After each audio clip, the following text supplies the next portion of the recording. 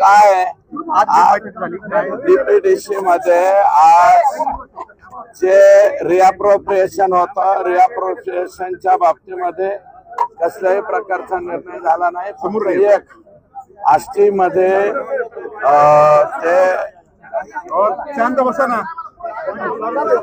आष्टी मध्ये जनावरांच्या बाबतीमधलं Xerox machine आणि पोट तपासायचं मशीन याला 50 लाख रुपये द्यायचा निर्णय झाला. आणि बाकी जे काही कामांचे बोगस कामांचे बिल उचलली होती त्या बाबतीमध्ये यार थांबणार आहे, जे बोगस पैसे वगैरे उचलण्यात आलेले होते त्या मुद्दा उपस्थित करायला लागल्याच्या नंतर अजितदादांनी सांगितलं लेखी पत्र द्या. मी त्याचे संपूर्ण लेखी पत्र तयार केलेले आहे. परंतु या जिल्ह्यामध्ये आत्ताशी 73 कोटी रुपये बोगस उचलल्याचं मी रात्री जाहीर केलंय. परत ते सांगत नाही. मी आतापर्यंत त्याची जाहीर म्हणजे लेखी तक्रार केली नव्हती. आता मात्र मी त्याची लेखी तक्रार करेन.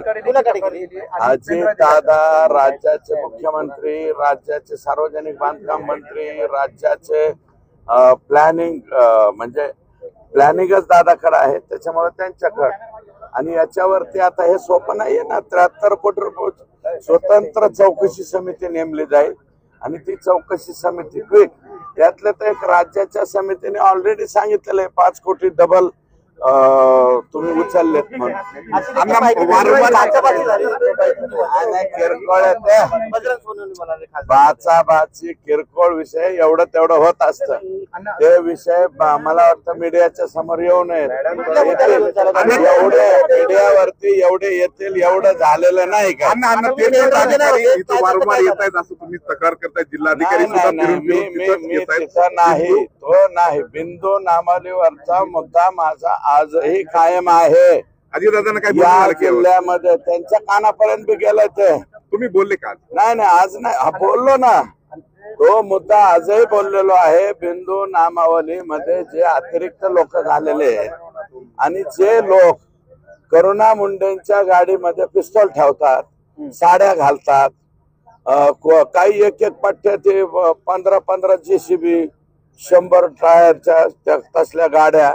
आणि बीड मध्ये काही पोलीस, सगळं परळीच्याच पोलिसाबद्दल काय, बीड मधले काही पोलीस त्यांच्या स्वतःच्या हायवा आणि इथं कलेक्टर ऑफिसला लावलेले हायवा काढून नेतात पोलीस. मग माझं म्हणणं आहे एक तर पोलिसांनी त्यांच्या नोकरीचा राजीनामा द्यावा आणि वाळूचे धंदे करावे.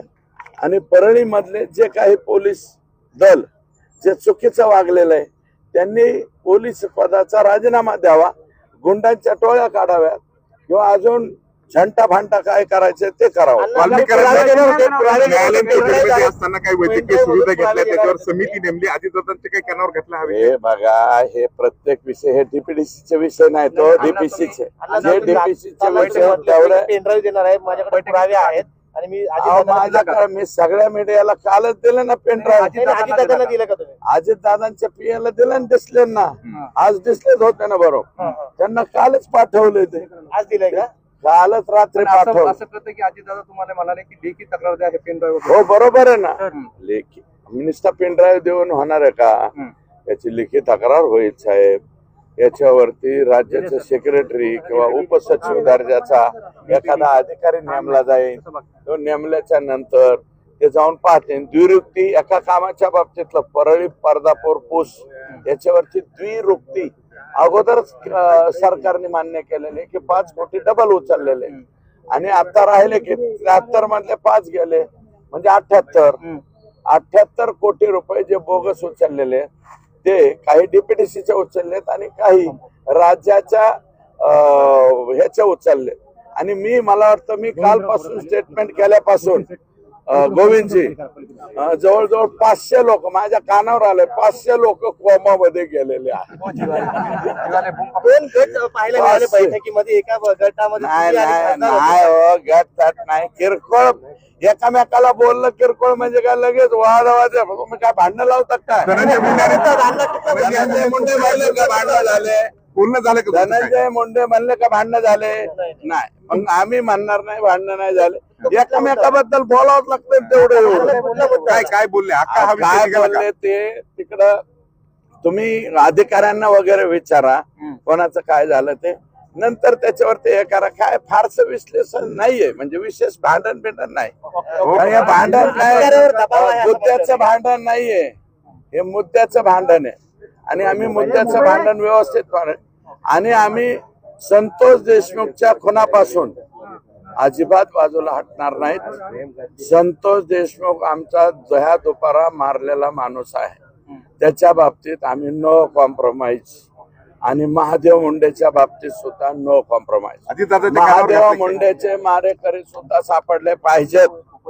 हा ओके, तुम्ही मनोज जरांगे पाटलाच्या उपोषणाला भेट देणार आहात? हो जाणार आहे. आता उपोषण सोडवावं पाटलांनी म्हणून जाणार आहे. मी रात्री पण गेलतो, त्याच्या आदल्या रात्री बी गेलतो. कुठेतरी प्रॉब्लेम सॉल्व्ह झाले पाहिजे. त्यांचं म्हणणं सरकार गांभीर्यानं घेत नाही त्यांच्या नाही, आंदोलन नाही, मनोज जरांगे नाही, असं पाटलांचं. थोडीच आहे. सरकार गांभीर्याने घेतंय, सरकार पाटलांशी बोलतंय. आणि पाटलांनी बी सुद्धा त्या ठिकाणी कॉपरेट केलेलं आहे, सहकार्य केलेलं आहे. आणि काय आम्ही एकच विनंती करतोय दादांना की या वेळेस जे उपोषण करण्यासारखी परिस्थिती त्यांच्या बॉडीची नाहीये. एवढी बार दादा ठीक आहे, आपण एक पाऊल मागे हटू, परंतु काही दिवसाच्या नंतर तीव्र आंदोलन जर त्यांनी केलं तर सर्व पक्षीय लोकांना तिथं हजर राहावं लागेल. आम्ही बी त्यांच्या बरोबर हजर राहू.